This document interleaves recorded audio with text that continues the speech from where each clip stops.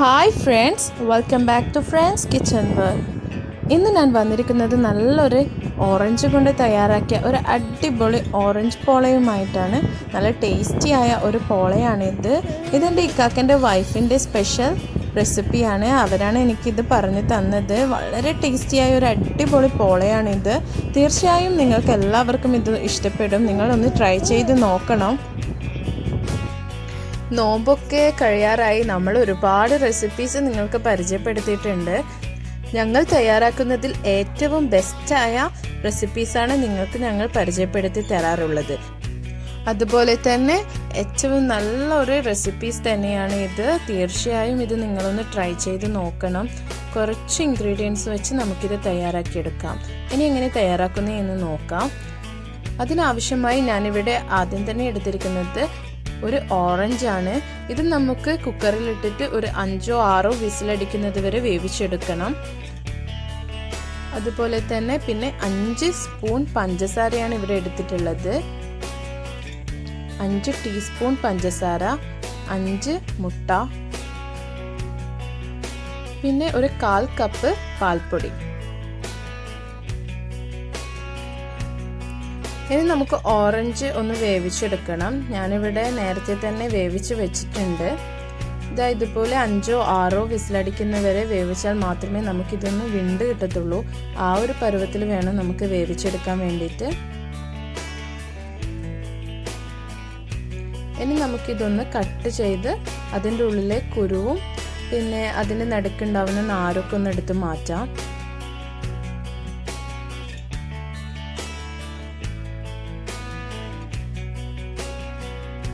കുരു ഒട്ടും തന്നെ നമ്മൾ ഈ ഇതിലേക്ക് വരാൻ പാടില്ല. കാരണം നന്നായിട്ട് കയ്പ്പ് വരും, ടേസ്റ്റൊക്കെ പോകും. അതുകൊണ്ട് ശ്രദ്ധിക്കണം.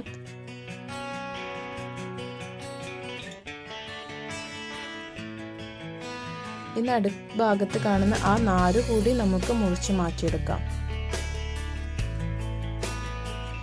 ഇപ്പം എൻ്റെ ഓറഞ്ച് ഇവിടെ റെഡി ആയിട്ടുണ്ട്. ഇനി നമുക്കൊരു മിക്സിയുടെ ജാർ എടുക്കാം. അതിലേക്ക് നമ്മളിപ്പോൾ മാറ്റിവെച്ച ഓറഞ്ച് ഇട്ട് കൊടുക്കാം. ഇതിലേക്ക് ഞാൻ വേറൊരു എസൻസോ കാര്യങ്ങളോ ഒന്നും തന്നെ ചേർക്കുന്നില്ല. ഒന്നും തന്നെ ചേർക്കേണ്ട ആവശ്യം വരുന്നില്ല. അത്രയ്ക്ക് നല്ല ടേസ്റ്റി ആയിരിക്കും. മുട്ടയുടെ ചൊവയോ ഒന്നും തന്നെ നമുക്ക് ഇത് കഴിക്കുമ്പോൾ തോന്നുകയില്ല. അത്രയ്ക്ക് നല്ലൊരു ഫ്ലേവറാണ്. ഇനി ഇതിലേക്ക് നമുക്ക് 1/4 കപ്പ് പാൽപ്പൊടി ചേർത്ത് കൊടുക്കാം. പിന്നെ 5 സ്പൂൺ പഞ്ചസാര കൂടി ചേർത്ത് കൊടുക്കാം.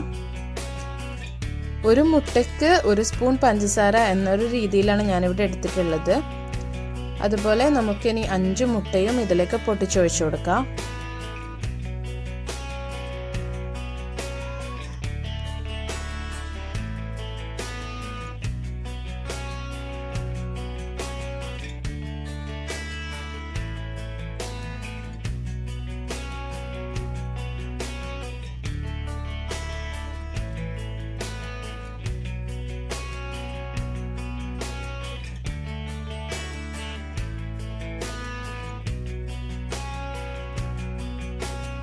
ഇതിലേക്ക് മുട്ടയൊക്കെ പൊട്ടിച്ചൊഴിച്ച് കൊടുത്തിട്ടുണ്ട്. ഇനി നമുക്കിത് നന്നായി ഒന്ന് അടിച്ചെടുക്കണം.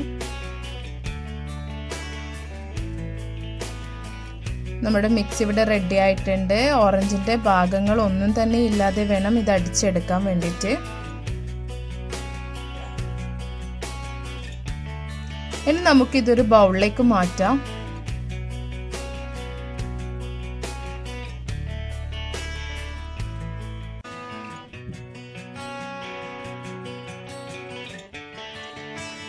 ഇനി നമുക്ക് ഇത് ഒരു പാത്രം, ചുവട് കട്ടിയുള്ള ഒരു പാത്രം എടുത്ത് അതിലേക്ക് ഒഴിച്ചിട്ട് നമുക്കിതൊന്ന് കുക്ക് ചെയ്തെടുക്കാം. അതിനുവേണ്ടി ഞാനിത് ആദ്യം തന്നെ ഇവിടെ 2 ടേബിൾ സ്പൂൺ ഗീ ഒഴിച്ചു കൊടുക്കുകയാണ്. ഗീ ഒഴിക്കുന്നതിന് പകരം ബട്ടർ ഒഴിച്ചു കൊടുത്താലും മതിയാകും. ലോ ഫ്ലെയിമിൽ ഇട്ടിട്ട് വേണം നമുക്കിത് വേവിച്ചെടുക്കാൻ.